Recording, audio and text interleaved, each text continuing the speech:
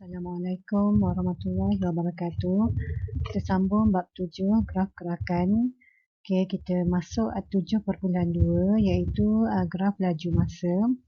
Jadi yang pertama, kamu akan belajar melukis graf laju masa. Dan yang kedua, kamu akan belajar membuat perkaitan antara luas di bawah graf laju masa dengan jarak yang dilalui dan seterusnya menentukan jarak. Okey, kita tengok graf laju masa. Jadi yang pertama, paksi mencancang atau paksi Y mewakili laju suatu gerakan. Okay, yang kedua, paksi mengufuk iaitu paksi X mewakili tempoh masa yang diambil. Manakala kecurunan graf pula mewakili kadar perubahan laju terhadap masa iaitu pecutan.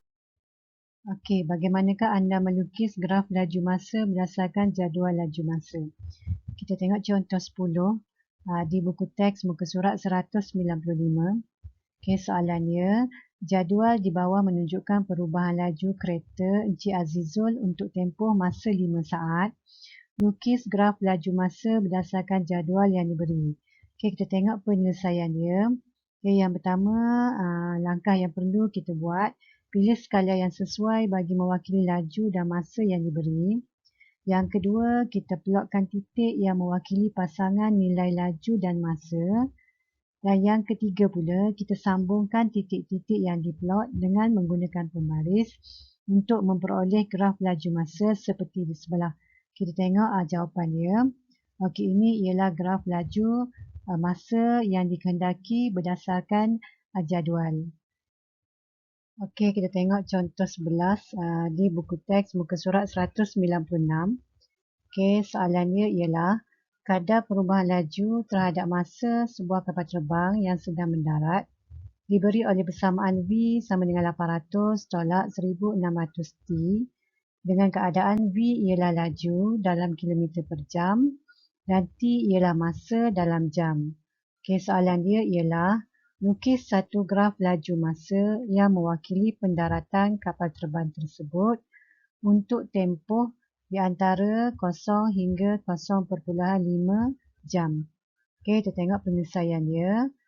Okey, yang pertama, kita kena bina satu jadual laju masa seperti di bawah dengan menggunakan persamaan V sama dengan 800 tolak 1600 T. Okey, bagaimana kita membina jadual ini? Okey, jadual ni kita pilih T iaitu 0 dan juga 0.5 jam ya. Kita ambil yang paling minimum dengan paling maksimum lah. Lebih senang ya. Okey, macam mana pula kita kira laju? Okey, macam mana kita dapatkan 800 pula?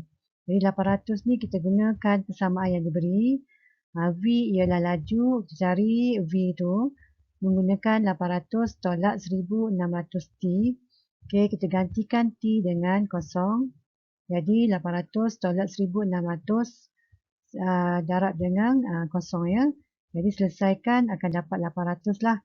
Apabila T sama dengan 0, laju dia ialah 800. Okey, seterusnya apabila T 0.5, kita tengok kita guna persamaan yang sama juga. Okey, dan kita gantikan T sebagai 0.5.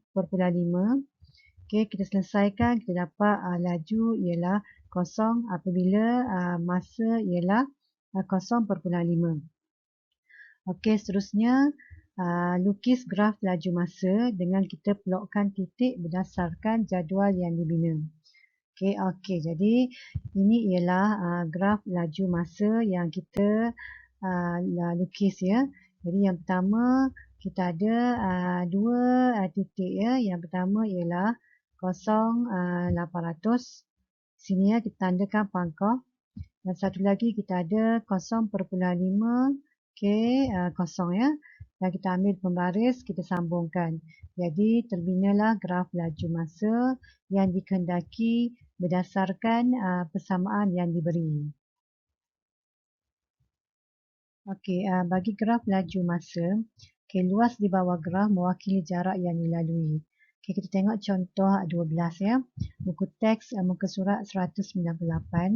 Jadi soalan dia ialah hitung jarak yang dilalui oleh setiap gerakan berdasarkan graf laju masa berikut.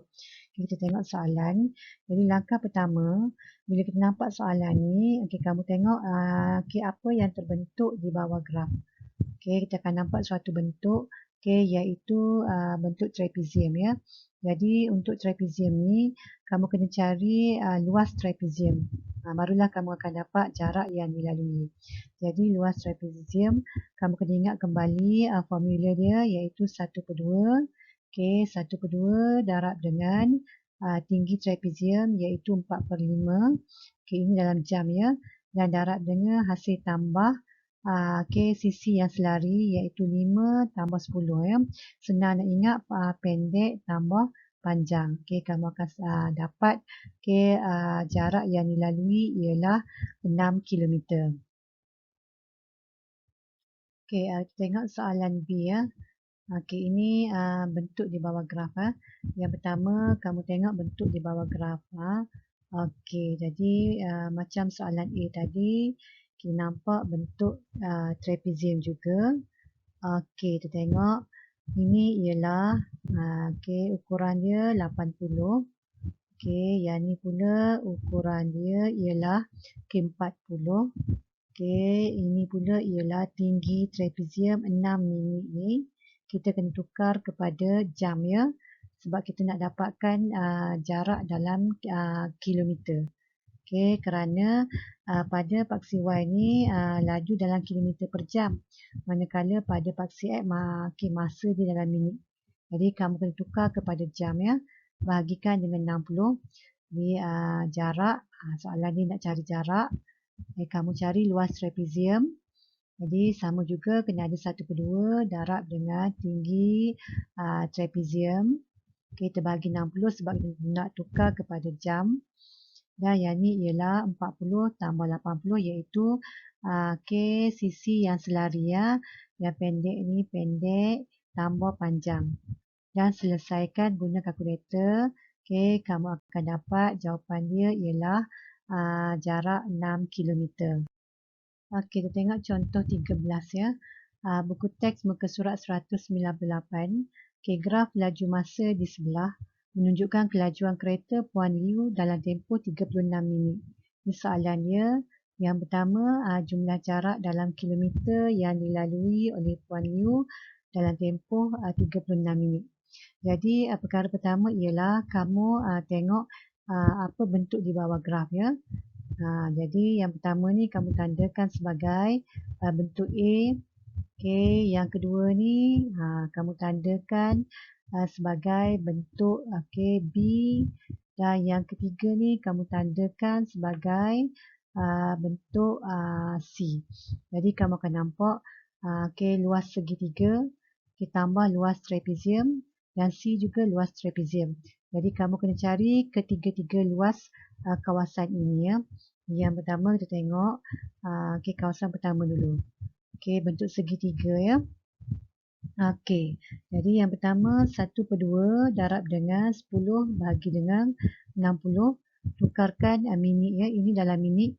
Kita kena tukarkan minit ini kepada jam, jadi bahagi dengan 60. Kita dapat kat mana 10? Okey, ini ya. Ini ialah 10. Okey, segitiga ni panjangnya 10. Manakala tinggi dia ialah, ini tinggi bagi segitiga ini iaitu 72 km per jam.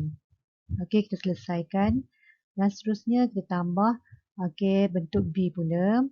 B ialah trapezium.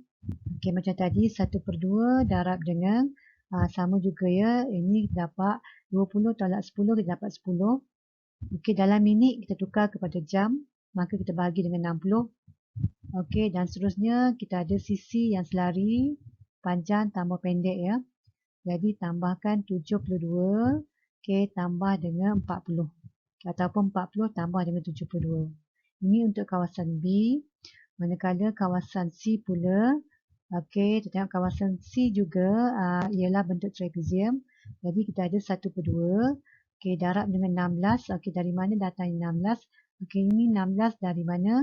36 tolak 20. Kamu akan dapat 16. Jadi 16 dibahagikan dengan 60 sebab kita nak tukar kepada jam. Okey, seterusnya kita darab dengan sisi yang selari ya. Ini ialah 72 tambah dengan 40 ataupun 40 tambah dengan 72. Jadi kamu selesaikan satu persatu. Guna kalkulator dan kamu tambah. Jadi kamu akan dapat 30.27 kilometer ya. Ini ialah jumlah jarak yang dilalui oleh Puan Liu dalam tempoh 36 minit. Kita pergi soalan B. Laju purata dalam kilometer per jam kereta Puan Liu dalam tempoh 36 minit. Jadi kita tengok penyelesaian dia. Di soalan ni kita kena guna formula iaitu laju purata bersamaan dengan jumlah jarak dibahagikan dengan jumlah masa. Jadi jumlah jarak kamu dah dapat daripada soalan A iaitu 30.27 km. Sementara jumlah masa ialah 36 minit. Tetapi soalan nak laju purata dalam kilometer per jam. Jadi kamu akan tukar 36 minit kepada jam dengan bahagi 36 dibahagikan dengan 60. Barulah dapat jumlah masa dalam jam ya. Dan selesaikan, jadi kamu akan dapat jawapan dia ialah 50.45 km per jam untuk soalan laju purata.